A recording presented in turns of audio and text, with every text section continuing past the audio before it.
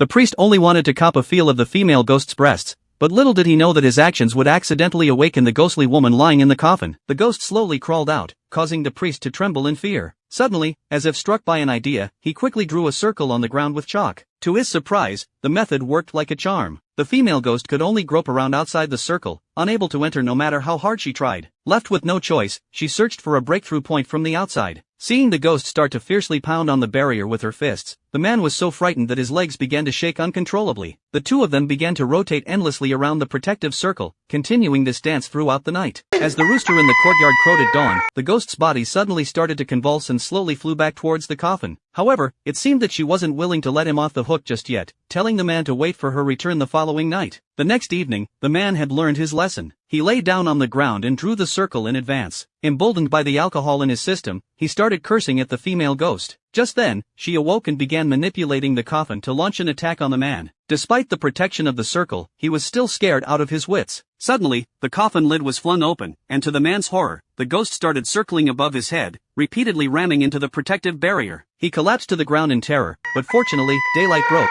and the ghost returned to her resting place in the coffin. This time, the man was so frightened that his hair turned white. He had finally survived another night and danced with joy, knowing that if he could just endure one more day, he would receive a hefty reward. Upon entering the room, he immediately drew the circle on the ground, confident that the female ghost could no longer harm him. However, when the ghost awakened this time, she summoned a demon from hell, and the unexpected occurred.